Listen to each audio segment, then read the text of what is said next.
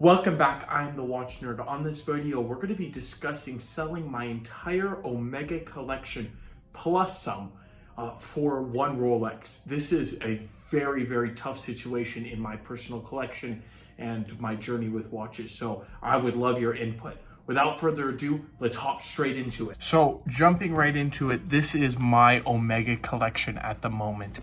I'm actually partners with somebody on this watch to sell, but pretty much these are all mine at the moment. So what am I talking about? Why would I sell 1, 2, 3, 4, 5, 6 watches for one? And maybe I won't even have enough for that. So let's discuss my ultimate grail, the 1675. This is the quintessential GMT. Yes, it's not the original. The 6542 is the original. Very, very cool watch. I've seen the original. I actually had the chance to review it. So if you want to go back in my channel, find that review. Super rare watch. You won't find many reviews out there, many discussions about it. So it's a very, very rare and extremely cool watch. But the 1675 is a lot more common, but also it's not $100,000 plus. The other one is very rare to find at $100,000. And the 1675 is between, depending, if it's full original with box and paper, some people say 30,000. I highly doubt that. Well, it's very rare to find box and papers, but you can realistically find it in the 20 range. So let's discuss what we have here. So let's say I sell this one. This one looks like the Patek Philippe, very similar to a Patek Philippe. It's solid gold, 14 karat. Let's just assume for the video, let's go, I think 1,500 is a fair price here. On this one, I think around the same. We're just talking, I have it for a bit more on eBay just because it's so clean. But definitely make me an offer, especially now because I'm debating getting the 1675. So I will definitely take lower offers on this on eBay. This will be posted soon. I'm going to post it at, I think around 1,800. See what you guys, if you, my viewers, of course, you drop me a little message and I'll make it cheaper for you guys. Omega Constellation, I think I did overpay on this one. I paid close to 1,000. I just did a review on that, so that is also something you could guys look at. This is a very funny one. This Lady Master. It looks like almost like diamonds on the side of it. It's very cool. This I call these are all working, these watches, which is pretty cool too. So this one I called it, it's a Seamaster, very close to Ryan Gosling, what he wears. And I'm going to be posting this soon here on eBay too. Very nice watch. And lastly, something that's not crazy expensive, but has the gold inside. It's a waffle dial, Omega here. It's a cool watch if you get a little closer in here. Let's zoom in. As you can see, that beautiful waffle dial, but it is extremely small. So, we were here, let's say this is 1,000, let's say this is what, 200, maybe more, 200, because it is solid gold, so 200 would not be somewhere. I would think somebody, because it's a novelty piece, 300 to 400 because it is gold, and then Ryan Gosling's, I call it, another $1,000, and this will be 300. So what does that put us here? So this is, let's say 15, 3,000, 4,000, let's say 4,300, 5,300, and 50, let's say 600. That's on, this is, prices where I think I'm at. Let me know, guys.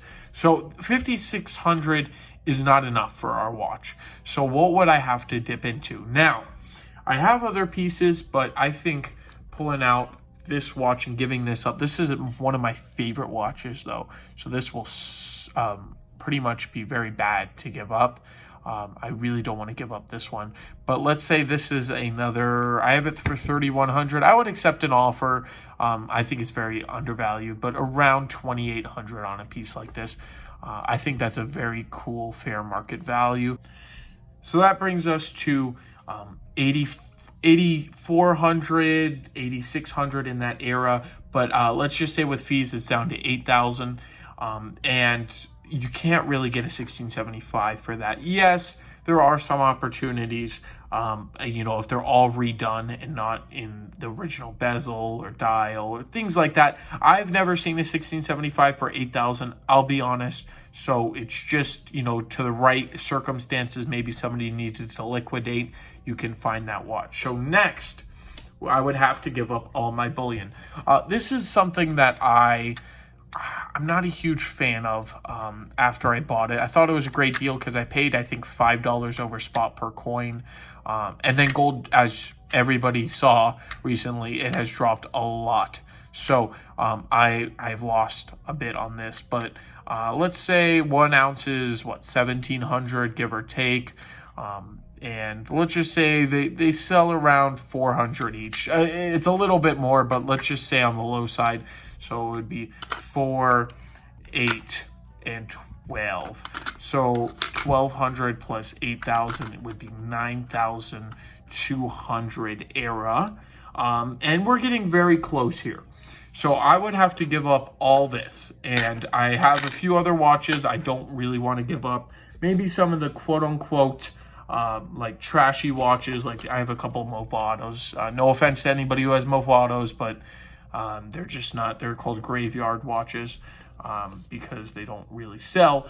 But would you do this? Would you do this deal? At the moment, I haven't discussed it with the guy who has these watches. It really is a seller's market at the moment.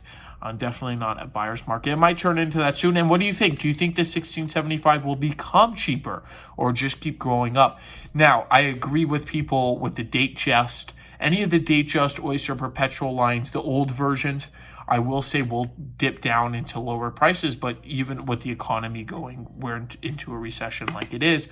But will the we're talking about Omegas the whole time. Will the Rolex 1675 have an issue? Because that is such a interesting watch. Low production, yes, no. They did make it for many years, but you don't know how many they made and how many have made it a lot of the time. So I'd love to know your opinions. Would you give all this up for a Rolex 1675, or would you keep the Omegas and JLC and some of the bullion? What would you choose?